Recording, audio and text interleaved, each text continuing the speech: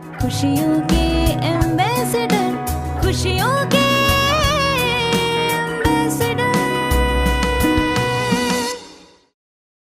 नमस्कार, खुशियों के एम्बेसडर के 50वें एपिसोड में आप सभी का बहुत बहुत स्वागत है। 50वां एपिसोड है, इसलिए इस बार का विषय भी कुछ अलग है और वर्तमान परिदृश्य के हिसाब से बेहद खास है। तो आज बातें वर्तमान व्यवस्था के विकल्प के रूप में परिवार मूलक स्वराज्य व्यवस्था की स्थापना की। वर्तमान दौर की राजनीति और राजनीतिक व्यवस्था के विकल्प के रूप में क्या परिवार मूलक स्वराज्य व्यवस्था एकमात्र विकल्प है और क्या इस व्यवस्था को स्थापित करने का कोई प्रयास कहीं किया जा रहा है? तो आज बातें परिवार मूलक स्वराज्य व्यवस्था की और छत्तीसगढ़ की राजधानी रायपुर के निकट स्थापित अभ्युदय संस्थान अछोटी में संचालित गतिविधियों की और उन परिवारों की जो परिवार मूलक स्वराज्य व्यवस्था को स्थापित करने की दिशा में प्रयासरत हैं।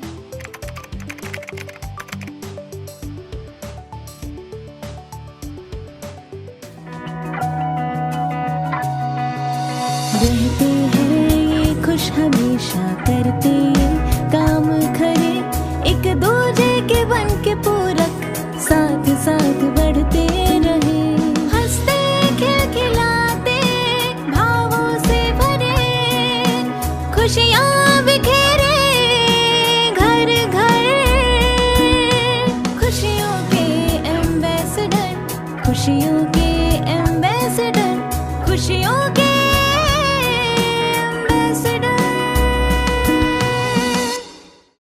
हाल ही में हमारे देश में इस सदी का सबसे बड़ा आम चुनाव संपन्न हुआ, जिसमें कुल 64 करोड़ लोगों ने मिलकर इस बात का फैसला किया कि शासन व्यवस्था की बागडोर किसे सौंपी जाए। सीटों की संख्या के लिहाज से देखा जाए तो दो प्रमुख पार्टियों के नेतृत्व में स्थापित गठबंधन में लोकसभा की 543 सीटों में से 292 सीट एनडीए को मिली और 234 सीट इंडिया गठबंधन को मिली। सीटों के लिहाज से बहुमत एनडीए को मिला, लेकिन कुल वोट प्रतिशत के बीच अंतर को देखा जाए तो ये मात्र 1.69% ही रहा। इसीलिए इस चुनाव में हार जीत को लेकर दोनों पक्ष की ओर से दावा किया जा रहा है, क्योंकि मुख्य पार्टी को बहुमत से कम सीटें मिली और वोट प्रतिशत पहले के दो चुनावों से घट गया।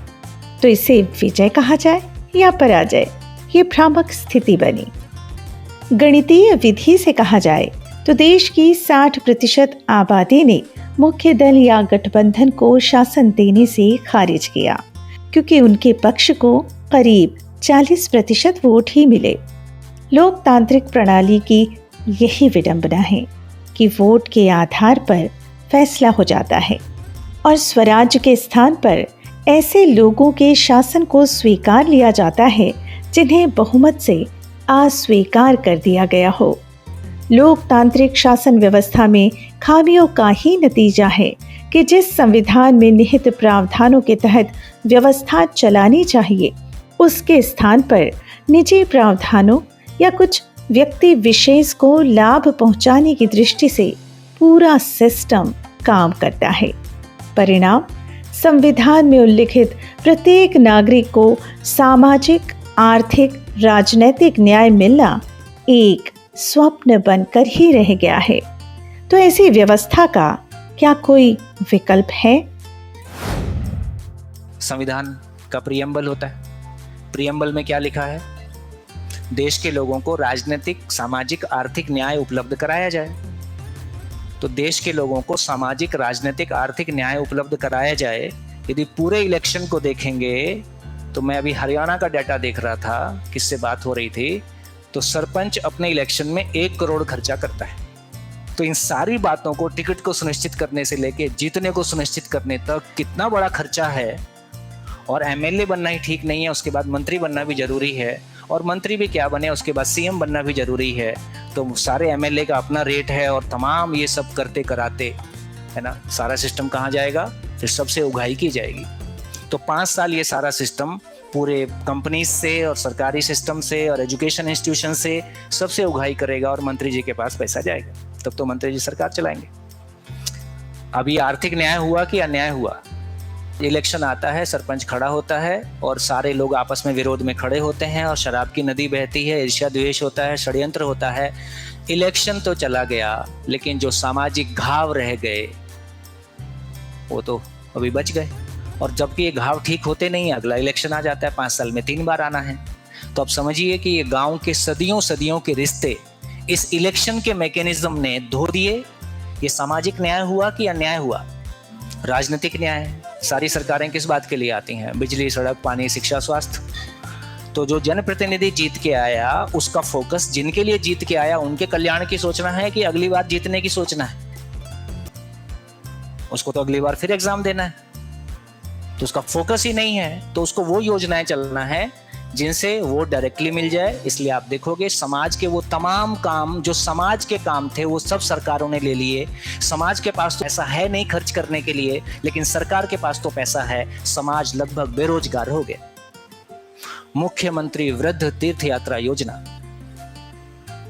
अब ये वृद्ध को तीर्थ यात्रा कराना, मेरे माँ बाप का तीर्थ यात्रा कराना मेरा काम है कि सरकार का काम है? तो इसका मतलब है ये क्या हुआ? राजनीतिक न्याय हुआ कि अन्याय हुआ? तो बेसिकली हमारा प्रजातंत्र हमारे ऊपर सबसे बड़ा बोझ है। ये भी ठीक है कि हम जहां से निकल के आए इससे बढ़िया कोई विकल्प भी नहीं है कि हम राजा से, कबीला से निकल के आए, राजा से निकल के आए और प्रजातंत्र तक आए। आज हम आपको लिए चलते हैं वर्तमान व्यवस्था के विकल्प को स्थापित करने में समर्पित केंद्र अभ्युदय संस्थान अछूटी, जहां व्यक्ति मूलक वोट नोट आधारित शासन व्यवस्था के स्थान पर समाधान समृद्धि आधारित परिवार मूलक स्वराज्य व्यवस्था की स्थापना के लिए विगत 25 वर्षों से विविध स्तर पर प्रयास जारी हैं, जिसका मूलभूत लक्ष्य है न्याय, धर्म, सत्य आधारित पूर्ण मानवीय व्यवस्था की स्थापना में योगदान करना। मूलक मानव केंद्रित चिंतन आधारित मध्यस्थ दर्शन मूलतः सहअस्तित्ववाद के व्यावहारिक आयामों से परिचय कराता है, जिसे समझकर मानव स्वयं, परिवार, समाज और प्रकृति के साथ खुशहाली पूर्वक जी सकता है। मध्यस्थ दर्शन के आलोक में समझदार जागृत मानव परंपरा बन सकती है। मध्यस्थ दर्शन से प्रभावित होकर छत्तीसगढ़ की राजधानी रायपुर के निकट ग्राम अछूटी में मानवीय शिक्षा शोध संस्थान अभ्युदय संस्थान की स्थापना लगभग 1 दर्जन अध्ययनशील परिवारों द्वारा 21वीं सदी के प्रारंभ में दिनांक 14 जनवरी 2001 को की गई। अभ्युदय संस्थान में आज निरंतर सुख समृद्धि की जागृत मानव परंपरा के अवतरण हेतु मध्यस्थ दर्शन से परिचय कराने के लिए 7 दिवसीय जीवन विद्या शिविर का आयोजन नियमित रूप से किया जाता है। की कमी को भरना चाहता है, किसी भय और अभाव से मुक्त होना चाहता है।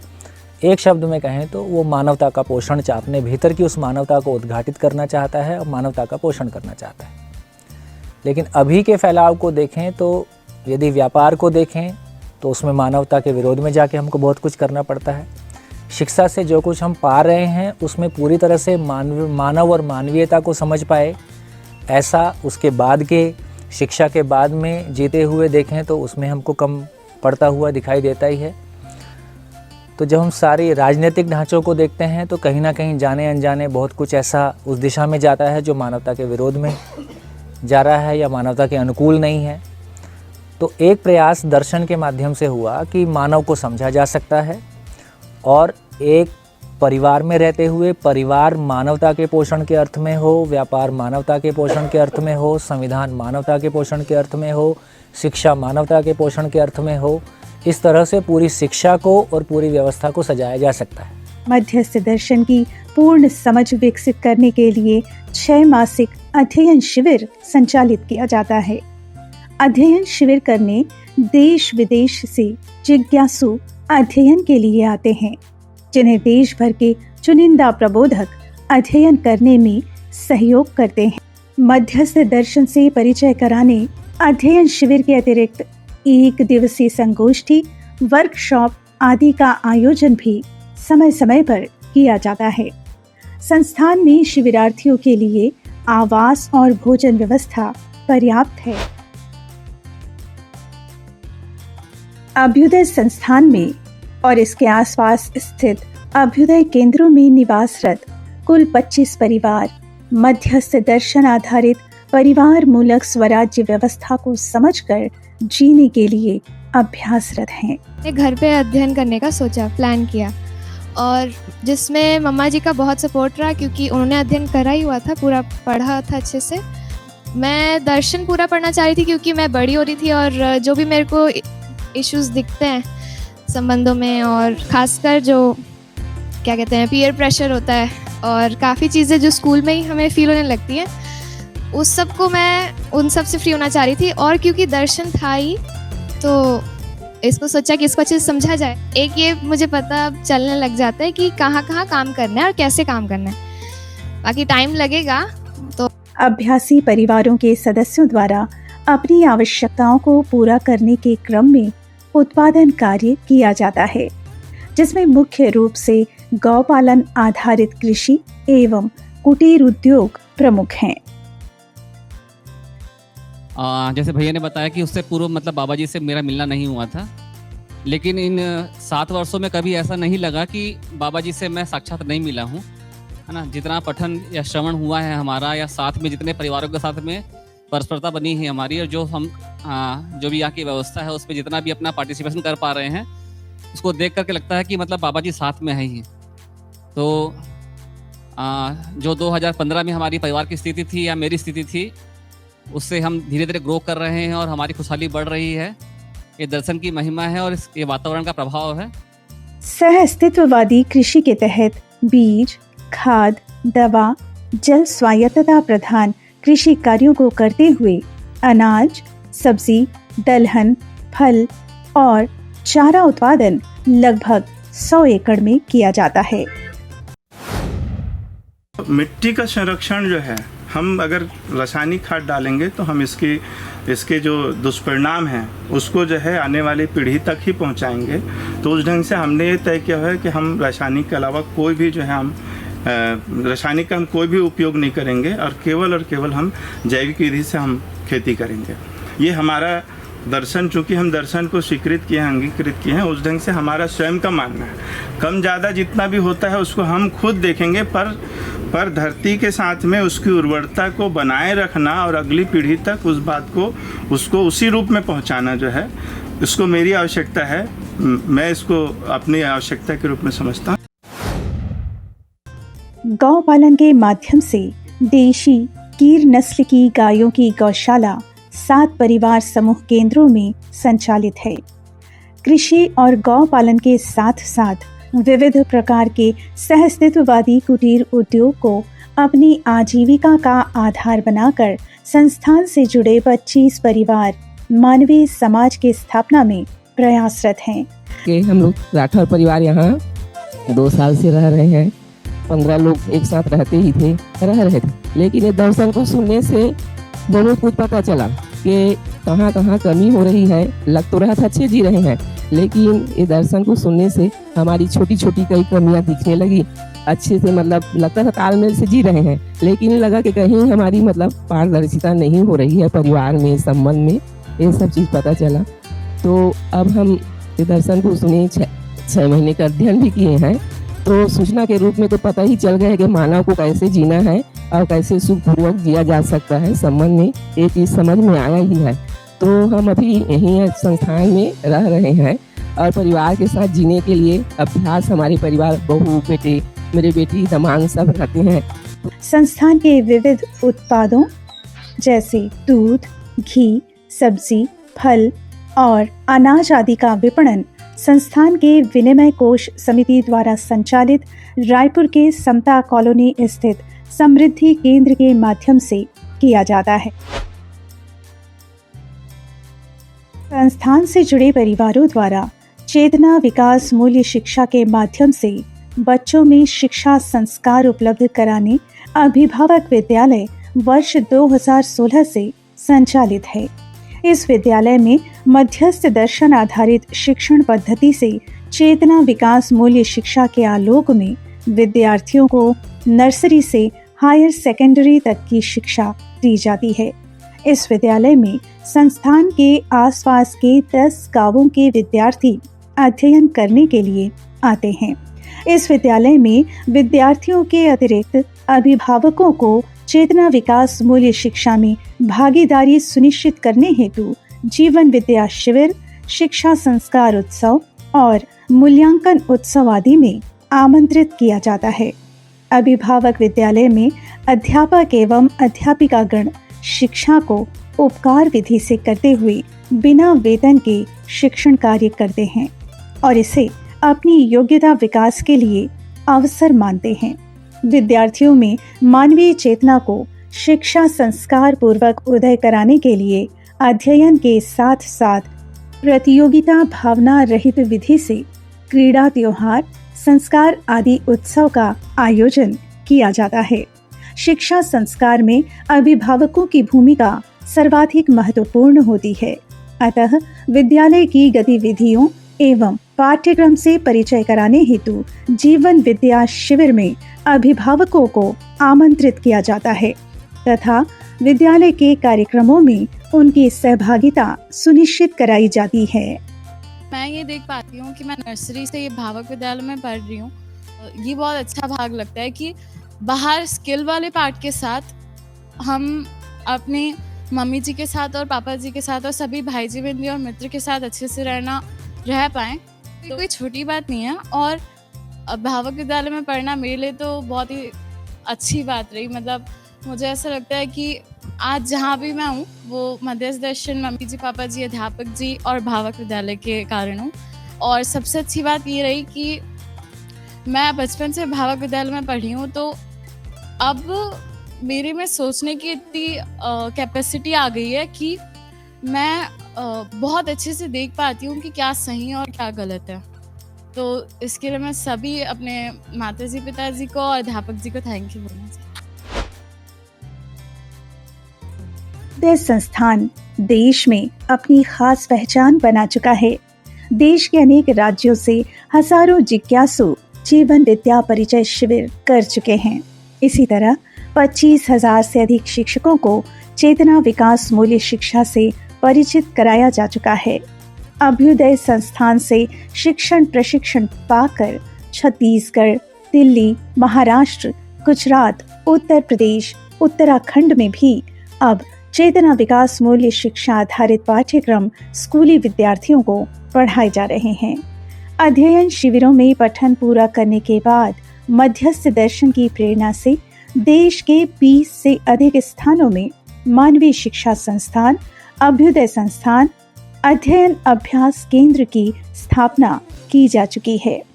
जिस जागृत मानवीय परंपरा की शुभकामना विगत में की गई थी, वह परंपरा सूक्ष्म रूप में स्थापित हो रही है और आगामी वर्षों में नई पीढ़ी के साथ फलीभूत होगी, इसका विश्वास पुष्ट होता जा रहा है।